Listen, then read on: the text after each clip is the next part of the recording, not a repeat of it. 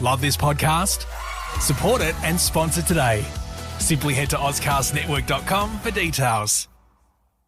One thing you'll see with SEO today is how marketers approach it. Now, there are actually two ways to look at it. There's the on-page and off-page SEO. To help you, here's a thorough overview and explanation of some of the best practices. Hey, it's Kari Watt, and thanks for joining me on Kari Cares Digital Strategist, episode 45.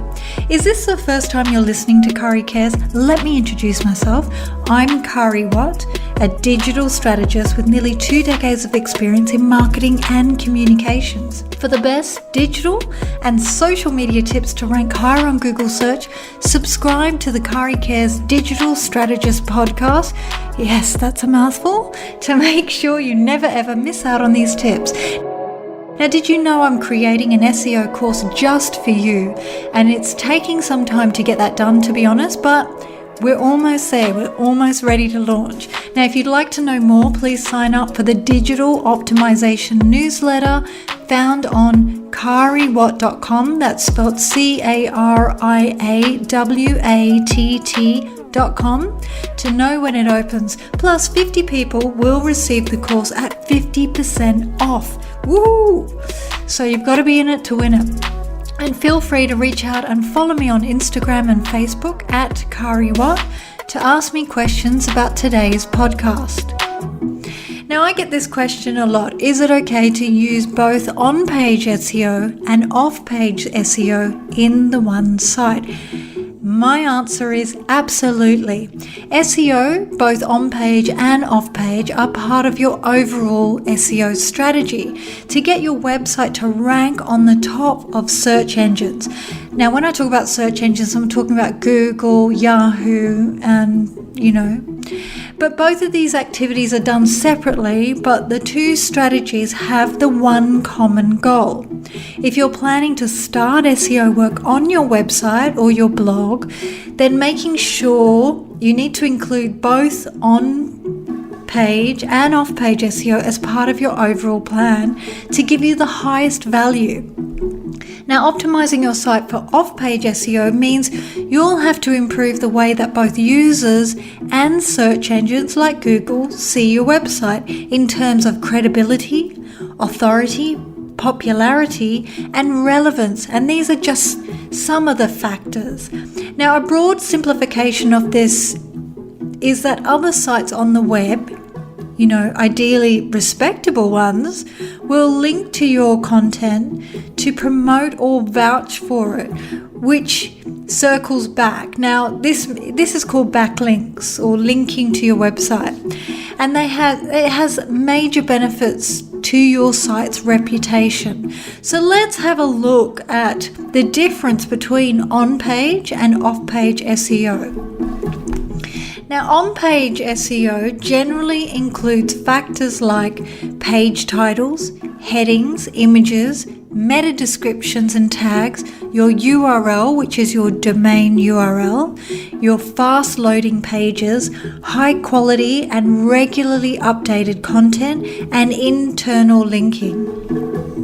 So when you're thinking about on-page, it involves optimizing content, the meta tags, and other elements on your website pages, such as content marketing, keyword optimization, the images, and the page speed. When you compare that with off-page SEO, it really comes down to one major factor, which is the high quality backlinks to your website. Now, the more of these that you can get, the better. But at the end of the day, it's really more about quality than quantity, because you want backlinks from sites with higher domain authority ratings. So when you think about off-page SEO, think about it in terms of any activity that drives awareness and referral traffic to your site from other sites.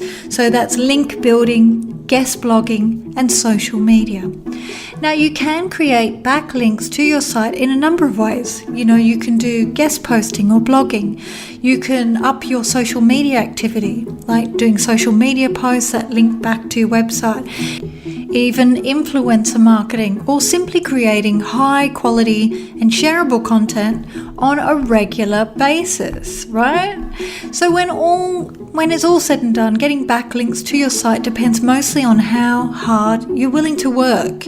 Now, the process is very involved, but it pays off if you do it diligently. And that means, when I say diligently, I mean, a website's not a set and forget. And I tell this to every single customer. When I build a website for a customer, I usually optimize it so that when they launch that website, if they're a new business, they're already linking on the first couple of pages of Google, right? Because I do it the right way. If they leave it for a year and they come back to me, their website's probably gone down the track, because you need to be constantly doing things in the back end of your website. And that's not just creating content. There's a lot that's involved in it. So let's look at the 4 main ways to get backlinks to your site for off-page SEO. So let's talk about guest posting or blogging. Now, before influencer marketing and social media, there was blogging, just pure blogging, one of the earliest marketing strategies on the web, the World Wide Web. Blogging stands the test of time by still delivering results today. So according to some data, blogging is the second most important type of content for marketers. 60% of those marketers use blogging in their social media content. Well, I know I do.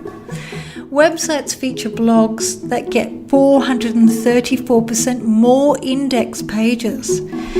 So your blog gets a high content of index pages. Now, this is precisely because of the popularity and the effectiveness that landing guest posts on blogs is such a solid influencer marketing strategy. When you publish a guest post on an influential and high-ranking blog, you can get a backlink to your site either in the article itself or in your bio. Now, here are some actionable tips on landing guest posts if you're looking to do that. So when you write your introductory email to the blog's editor, make it personable to establish a real connection. You must understand the industry of that blog, right? That you want to write, and pitch topics that are in line with what that blog is looking for. And it's really good practice to include links to some of the content or articles that you've written for other blogs or for your own blog. Now, the goal is to repeat the strategy from one highly ranked blog to the next, using your growing list of published guest posts as part of your pitch. Now, remember that the whole tactic behind off-page SEO is to get backlinks from highly ranked sites pointing to your site. Now, this also goes back to the site's domain authority, which is defined as a ranking score for search engines that predicts how highly a site is going to rank on search engines like Google. Now, the score goes from 1 to 100. The closer the score gets to 100, the more authoritative it is. I mean, basically, when I look at some websites, that have a score anything over 15 is really good for your website. So if you're getting a ranking over 15 as a ranking score, if you're starting out, is really, really good. I mean, it's hard to get to 15, let me tell you. Some of the top on-page activities that you can do include SEO-friendly URLs, adding modifiers to your titles, wrap titles in your header 1 tags. You can use multimedia pictures like infographics and things like that.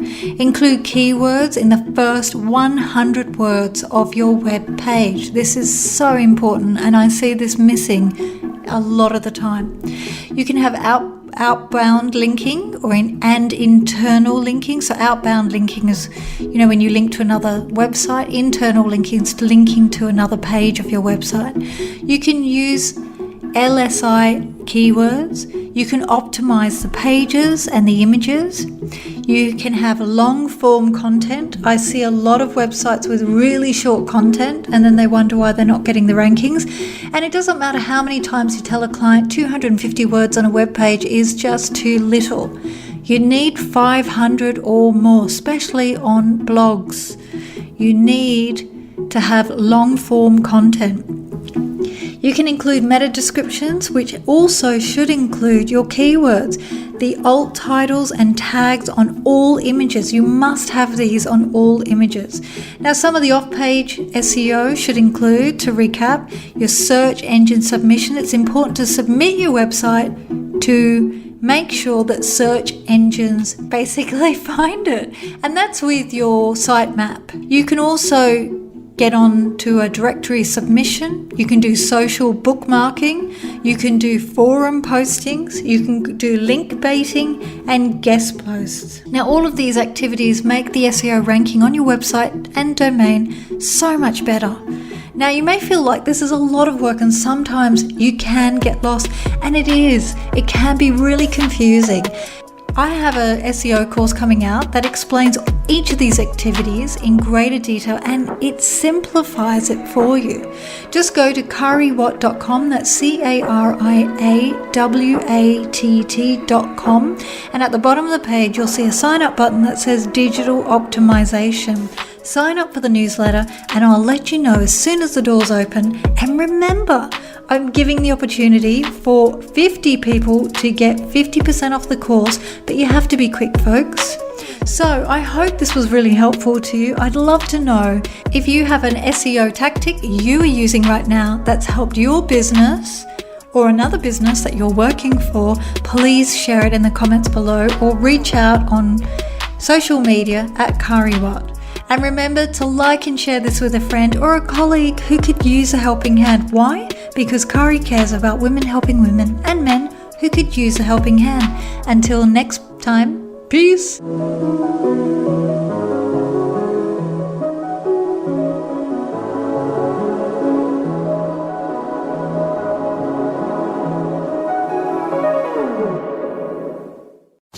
Love this podcast? Support it and sponsor today. Simply head to AuscastNetwork.com for details.